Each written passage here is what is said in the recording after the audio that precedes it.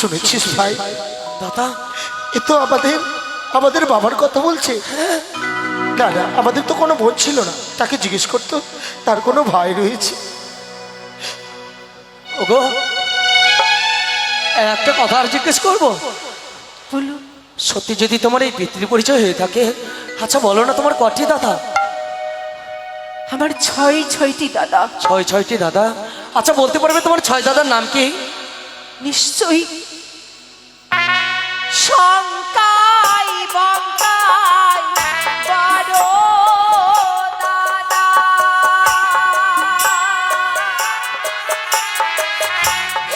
যাদব মাধব মেজো দাদা গো।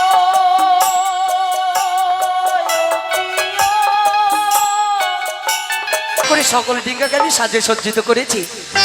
সকলে মাঝে ভাই ডিঙ্গায় আনন্দের পালতকে তুলে দেবে। সত্যি। মনের আনন্দে সকলে মিলে ছড়ে যাবো সেই ও জানি না করি। চলো মাঝি ভাই, সুন্দর মাঝি করে ভাই, সারি গান গাও। এসেছো? কি চলো। বেশ বাবু, চলো না মাঝি ভাই। ও তুমি কান্ডারি হও আমার নাইয়ে, ও তুমি কান্ডারি হও আমার নাইয়ে, মিনতি তোমায় করি। আয় ভাই, ভরা গাঙে ঝড় উঠেছে তাই কাঁপে তরি আমার, ভরা গাঙে ঝড় উঠেছে তাই কাঁপে তরি।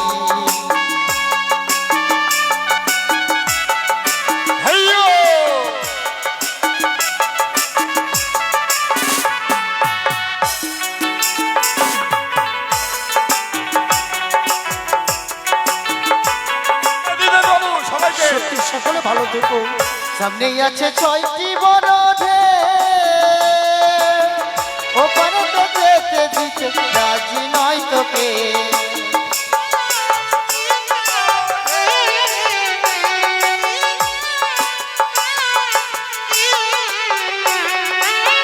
সামনেই আছে 6টি বড় ঢেউ,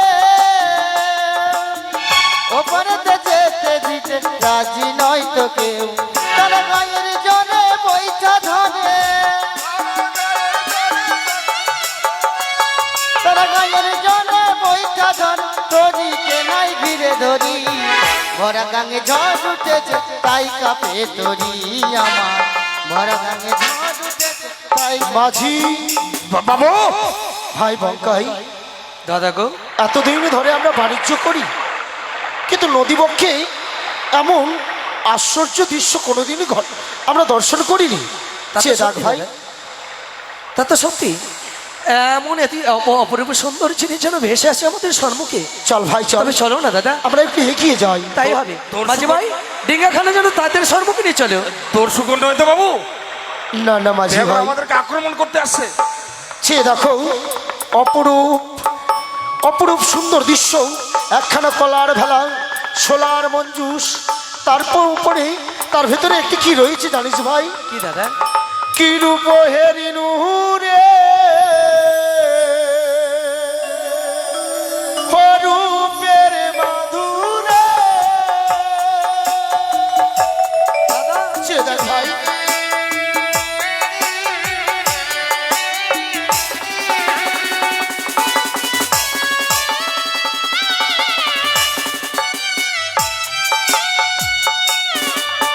আলি কলার ভেলা, সোলার মঞ্জুস, দেখিবারে পায় রে।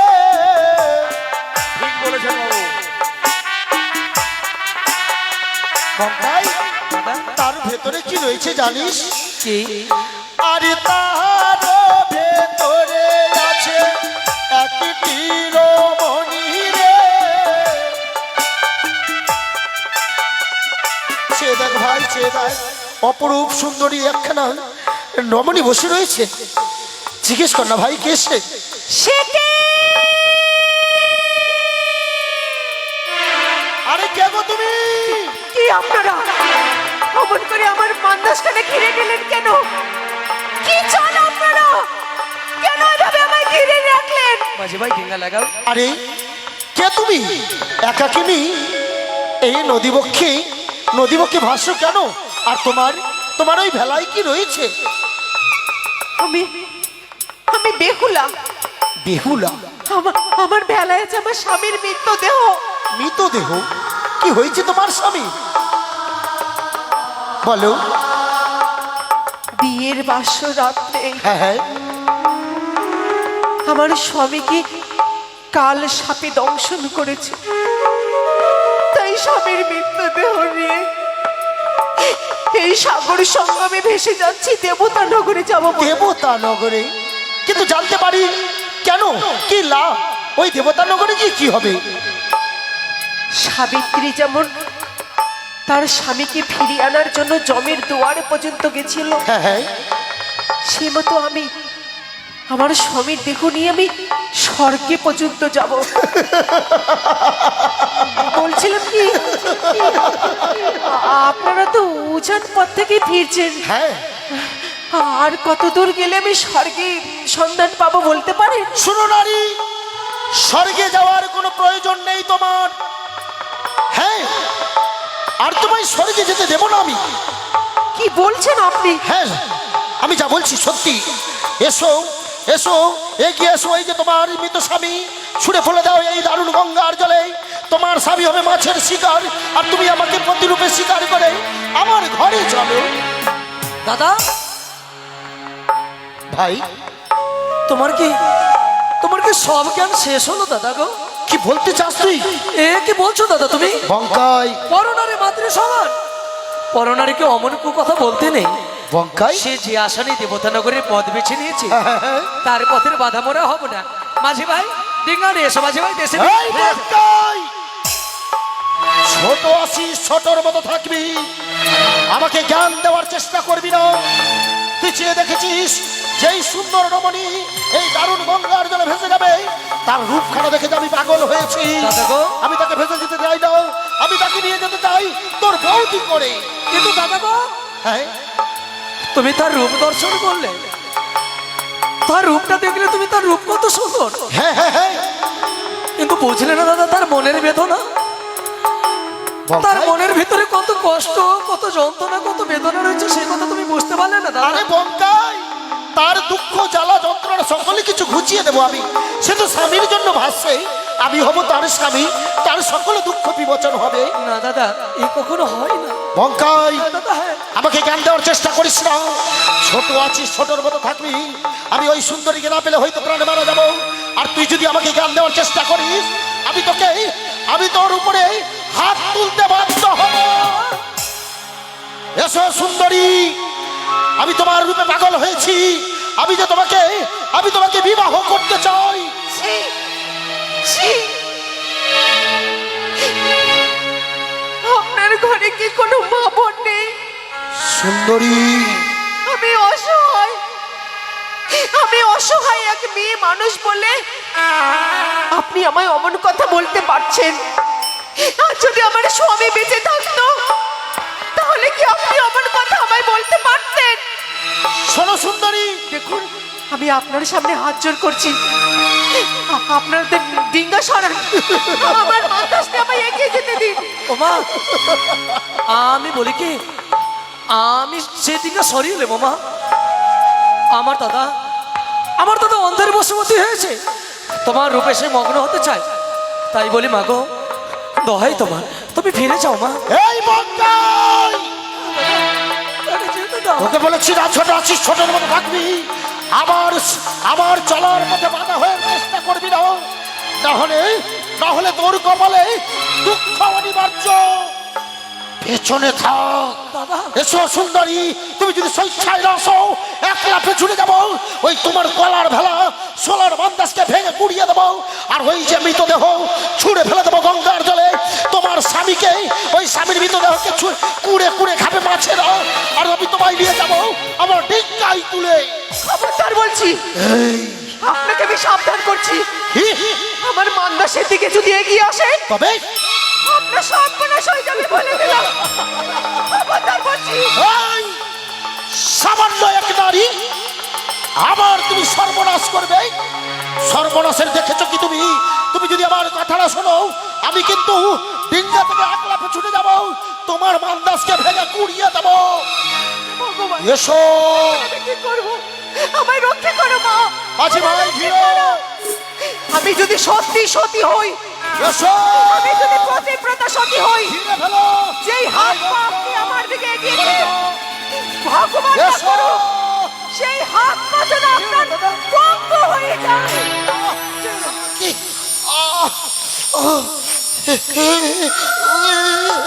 কি সর্বনাশ হলো বাপ? দাদা ভাই যেন আমার সর্বশরীর যেন কেমন ভয় বঙ্কাই। সত্যি কি তবে আমি বড় ভুল করেছি রে। তোমায় করবে বলে না দাদা, করোনানি মাতৃ সমান তাকে অমন কথা বলো না তুমি। বঙ্কাই সে সামান্য নারী নয়, বঙ্কাই সে সামান্য নারী নয়, কিন্তু মানব রূপে কোনো দেবী, সে কোনো দেবী। ও মা, দাঁড়াও মা, চেয়েও না মা তুমি এমন করে। ওগো জননী মো, জননী জন্মভূমি স্বর্গদেবী করিয়সি, শুধু জন্মদিনে যে মা হওয়া চাই না, করোনারে যে মাতৃ সমান হয় মা। দাদা যে আমার অজ্ঞান, অন্ধের বসুমতী হয়ে তোমায় না অন্যায় কথা বলেছে জননী। তুমি আমার দাদাকে ক্ষমা করো মা। তুমি যদি ক্ষমা না করো দাদাকে দেশে নেওয়া যাওয়া হবে না, আমার যে দেশে যাওয়া বিফল হবে মা গো। তুমি আমার দাদাকে ক্ষমা? কিসের ক্ষমা? কোনো ক্ষমা নেই। আপনাদের মতো কিছু পুরুষ শয়তানেরা অসহায় মেয়েদের সর্বনাশ করে, আর যখন বিপদে পড়ে তখন ক্ষমা চায়। মা, আমি বারবার করে হাত জোড় করে বিনতি করেছিলাম, আমার মান্দাসের দিকে এগিয়ে আসবেন না, আপনাদের সর্বনাশ হবে, কিন্তু আপনারা কোনো কথা শোনেননি আমার। ও মা, দস্যুর মতো আমার প্রাণে হাত বাড়িয়েছে, এখন অনুতাপের আগুনে জ্বলছে, তাই ক্ষমা চাইছে। কিন্তু মা গো, কোনো ক্ষমা নেই আপনাদের, অমন কথা বলো না মা। কোনো ক্ষমা নেই। আজ যদি আমরা অন্য মায়ের গর্ভে না জন্ম নিয়ে, আজ যদি আমরা তোমার গর্ভজাত সন্তান হতাম, তবে কি এমন করে ভঙ্গ করে এমনই তোমার সন্তানকে তুমি ছেড়ে যেতে পারতে মা? আমি মানে মা, হ্যাঁ, এবং কি আমি জানি সন্তানরা ভুল করে মা নয়, শত বেদনা, শত দুঃখ, কষ্ট, যন্ত্রণা সহ্য করেছি, সেই গর্ভধারিণী মা তাকে ক্ষমা করে। তুমি যে আমার সেই চলনি মা, তুমি আমার দাদাকে ক্ষমা করো মা গো, তুমি আমার দাদাকে ক্ষমা করো। নারীরা শুধু ভূমির সামগ্রী নয়, নারীরা মায়ের জাত, আর সেই মায়ের প্রতি আপনারা হাত বাড়াতেও দ্বিধা করেন না। আগে করেছেন পাপ, এখন হচ্ছে অনুতাপ। ঠিক আছে মা, ঠিক আছে, তুমি আমার দাদাকে ক্ষমা করিও না মা, ক্ষমা করিও না। আমি যাবো না দাদাকে দিয়ে দেশে ফিরে। তবে শোনো জননী, তুমি যদি সত্যিকারে দেবতা নগরীতে মৃত স্বামীর প্রাণ বাঁচিয়ে আনতে পারো, তবে তোমাকে আজ হতে পারে নদীর কিনারে পাপের ভাগিদার। এই মুহূর্তে দাদাকে ফিরিয়ে নিতে পারো সেই উজানি নগরে, এই মুহূর্তে পবিত্র গঙ্গার জলে নিজের দেহকে আমি শেষ করবো। দাঁড়ান আপনি, ক্ষমা করার আমি কেউ নই। তবে মা, আমি তো শুধু কেবলমাত্র রক্তে মাংসে করা মানুষ। আমি মা মনসার ভক্ত। আমি যদি কোনো বিপদে পড়ি, স্বয়ং মা মনসা দেবী আমায় রক্ষে করে। যদি ক্ষমা চাইতে হয়, দেবী মনসার কাছে ক্ষমা চান, দেবী মনসার তপ জপ করুন। যদি তিনি তুষ্ট হন, তবে আপনি কৃপা লাভ করতে পারেন, নইলে সারা জীবন আপনাকে পঙ্গু হয়েই থাকতে হবে। আমি করবো বাইরে। তুমি তাই করো দাদা, তুমি সেই মায়ের নাম শুনে এই অন্তরখানা জুড়িয়ে গেল। আমি সেই মায়ের আরাধনা করব। ওগো মা মনসা দেবী, তুমি এই অধম সন্তানকে করুণা করো, কৃপা করো মা, কৃপা করো। জয় জয় মা মনসা দেবীর জয়, জয় জয় মা মনসা দেবীর জয়, জয় জয় মা মনসা দেবীর জয়। কি বকাই দাদা সে দেখ আমি ভালো হয়ে গেছি ভাই, আমি ভালো হয়ে গেছি, আমি ভালো হয়ে ভালো হয়েছে দাদা। ভাই রে আমার আমি যে যে দুর্ব্যবহার করেছি ওই ওই মেয়েটির সাথে, আমি তার সম্মুখে দাঁড়াতে কি করে, কিন্তু ভাই কি দাদা? চলেতে যাব হ্যাঁ, একটিবার ওর মা ওর পরিচয় নে না ভাই, কোন সতী মায়ের গর্ভে জন্ম তার, একটিবার পরিচয় নে ভাই। তাই হবে দাদা। ও মা শুনছো? হ্যাঁ, একটা কথা জিজ্ঞেস করবো মা গো। বলুন। আচ্ছা বলো না মা, কোন সতী মায়ের গর্ভে তোমার জন্ম, কিবা তোমার পিতৃ পরিচয়? কোন সতী মা তোমায় 10 মাস 10 দিন গর্ভে ধরে পৃথিবীতে এনেছে মা?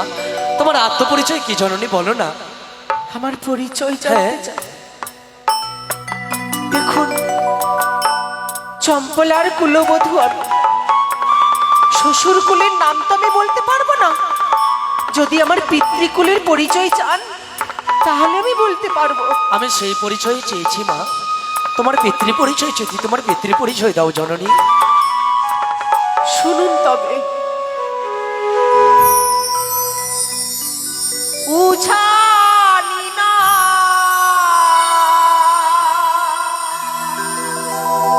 করে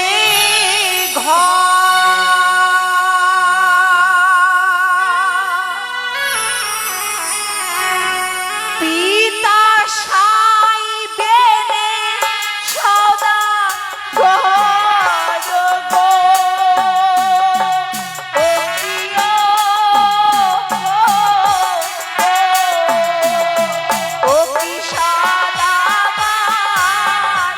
আমার নাম হয় বেহুলা সুন্দরী ও প্রিয়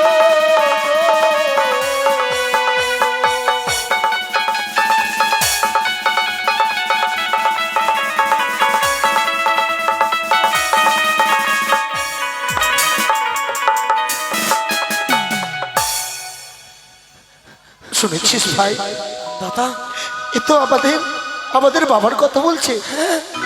না না, আমাদের তো কোনো বোন ছিল না, তাকে জিজ্ঞেস করতো তার কোনো ভাই রয়েছে। ওগো, একটা কথা আর জিজ্ঞেস করবো। বলুন।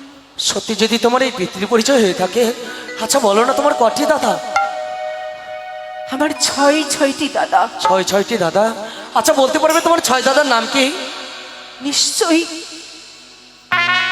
শঙ্কাই বঙ্কাই বড় দাদা,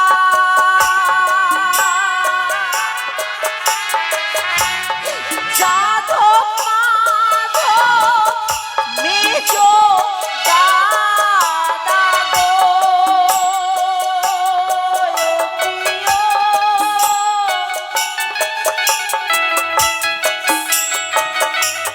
শুনুন সদাগর রাম কানাই ছোট দাদা ও প্রিয়।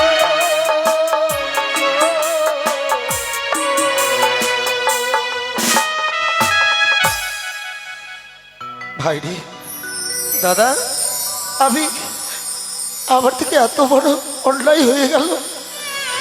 চল ভাই চল, কোন মুখ নিয়ে বলবো যে আমরা তার 2 দাদা। শুনছেন? যদি কিছু না মনে করেন, আমার কথার একটু শুধবো। এমন কি কথা বলবে? আপনারা তো দেশ বিদেশি বাণিজ্য করছেন, আমার দাদাদেরকে আপনারা চেনেন? আমি চিনি, আমি চিনি। বলে বলে বলে। জানেন, আমার জন্মের আগেই বড় দাদা শঙ্কাই বঙ্কাই বাণিজ্য করতে গেছেন। আমি কোনোদিন তাদের দেখিনি। বলুন না, আমার দাদাদেরকে আপনারা চেনেন? চিনি গো, তোমার দাদাকে চিনি মোরা, কিন্তু কিন্তু সইতে পারবে তো তোমার দাদার ব্যবহার কেমন? তোমার দাদারা কেমন জানতে পারবে? আপনার কথার অর্থ আমি বুঝতে পারলাম না। পারবে না, আমি জানি। আমি জানি যেই দাদাকে তুমি পিতার আসনে বসিয়েছ সেই দাদা যে পিতার সমান নয় তোমার। যেই দাদাকে তুমি পিতৃ ভালোবাসা দিচ্ছ সেই দাদা তোমার পিতৃ ভালোবাসার সমভূত নয়। তবে শোনো, তোমার এক এক করে দুই দাদা, তারা হচ্ছে ঠক, তারা হচ্ছে বেঈমান। বড় নারী মানে মাতৃ সমান নয়, তারা যে লুটে বেঁধে খেতে চায়। তোমার দুই দাদা চরিত্রহীন। খবরদার বলছি, আমার দাদার নামে অমন মন্দ কথা বলবেন না আপনারা। কাকে কি বলছেন? শাহবেনের পুত্র অমন ব্যবহার হতে পারে না। আমার বাবা আমাদেরকে এভাবে শিক্ষায় মানুষ করেননি। দেখলে তো দাদা, তাই আপনাদের আমার দাদার নামে অমন কথা আপনারা বলবেন না, বলবেন না। ভাই রে, দাদার জন্য কতটা ভালোবাসো তার মনের ভিতরে।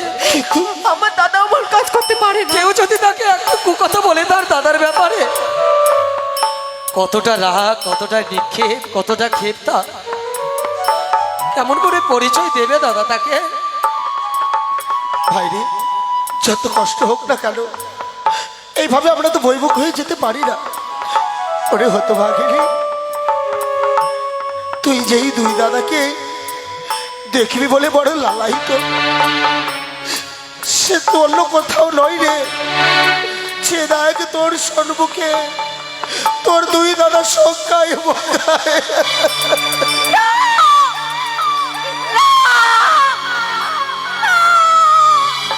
আমি বিশ্বাস করি না, আমি বিশ্বাস করি না, বিশ্বাস করি না।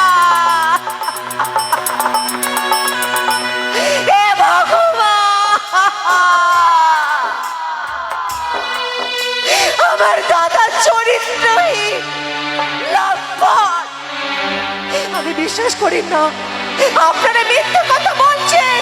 না বেহুলা, আপনারা আমার দাদা হতে পারেন না। এটাই যে সত্যি, আমরাই তোর দুই দাদা সংখ্যায় বঙ্কাই বেহুলা। আচ্ছা বলতে বল, কি করলে তুই বিশ্বাস করি আমরা তোর দুই দাদা? তাহলে আপনারা বৈদেশী নন, না। আমার নিজের দাদা। হ্যাঁ সংখ্যায় বঙ্কায়। হ্যাঁ বল। ছি ছি ছি দাদা, ছি। আমার ভাবতে ঘেন্না হচ্ছে যে তোমরা আমার নিজের দাদা। শাহবেনের পুত্র হয়ে এমন কাজ করতে তোমাদের বিবেকে বাঁধলো না? একবারও বাবার সম্মানের কথা তোমরা ভাবলে না? বাণিজ্য করতে এসে অমন চরিত্রহীন লম্পট হয়ে গেছো তোমরা। এই শিক্ষায় মানুষ করেছিল আমাদেরকে। কি করেছো তোমরা দাদা? শেষ পর্যন্ত তোমরা নিজের বোনকেও বিয়ে করতে দ্বিধাবোধ করলে না। ওরে, আর তুই অমন করে লাঞ্ছনা দিস নে বল। বড় দাদা না জেনে না শুনে অনেক ভুল করেছে, তাই বলি তো বোন রে, তোর কাছে যে বড় ক্ষমা প্রাপ্তি নেই, তুই আমাদের ক্ষমা করিস বেহুলা, ক্ষমা করিস। শঙ্কাই দাদা, বঙ্কাই দাদা, আমি কোনোদিন ভাবতে পারিনি বেহুলা, যে এই সাগর সংগ্রামে ভাই বোনের সাক্ষাৎ হবে। কিন্তু বলবে তোর যে এত বড় সর্বনাশ হয়েছে। আমরা না হয় দুই ভাই বাণিজ্যে ছিলাম, বাড়িতে তো আরো তোর চারটি দাদা, তারা কি তোকে কেউ ফিরিয়ে নিয়ে যেতে আসেনি রে বোন? এসেছিল। তুমি কেন যাসনি বোন? যাব না, কেন যাবে না? যাব না আমি বাপের বাড়িতে। কেন যাব? সারা জীবন যদি বাবা মা দাদা বৌদি তোমরা আমার আপনজন হবে, তাহলে তোমরা আমায় বিয়ে কেন দিয়েছিলে বলো? বিয়ের পর তো মেয়েদের শ্বশুর বাড়িতে থাকতে হয়। আমি আর বাপের বাড়িতে ফিরে যাব না, বাপের বাড়িতে ফিরে যাব না। ভাই রে, আমার দীর্ঘ বিশ্বাস আমাদের বোন পারবে ওই স্বর্গালোকে গিয়ে স্বামীর প্রাণদান ফিরাতে। ঠিক বলেছো দাদা। তাই চলার পথে আমরা আর বাধা হয়ে দাঁড়াবো না ভাই। তাই হবে বেহুলা রে, বেহুলা। বড় দাদা, যা বোন, তোর মনের বাসনা পূর্ণ করতে তুই দেবতানগরে ফিরে যা। হ্যাঁ বোন, আমরা ফিরে গেলাম দেশে, কিন্তু দেবতানগরী যে তোর মৃত্যু স্বামীকে যদি ফিরিয়ে পাস, ফিরে আসে সে একবারের জন্য তুই সেই উজানি নগরে যাব। এই শীতের সিঁদুর যদি ফিরে পাই নিশ্চয়ই যাব। তোমরা আমায় আশীর্বাদ করো বড় দাদা, আশীর্বাদ করলাম বেহুলা। আশীর্বাদ করো। তুই যেন তোর সীমন্তের সিঁদুর হস্তের শাখা ফিরিয়ে পাস, ফিরিয়ে পাস, ফিরিয়ে পাস। বেহুলা, বড় দাদা,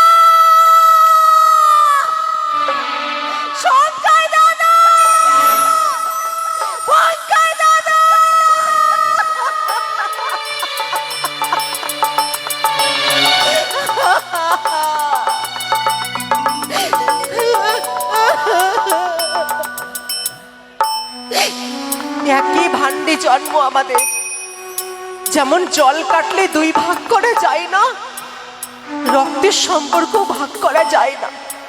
কিন্তু কি করব বলো, আমার যে কর্তব্য, আমার যে দায়িত্ব, আমি যে কথা দিয়েছি আমার শ্বশুর কুলের সকল সন্তানদেরকে আমি ফিরিয়ে আনবো।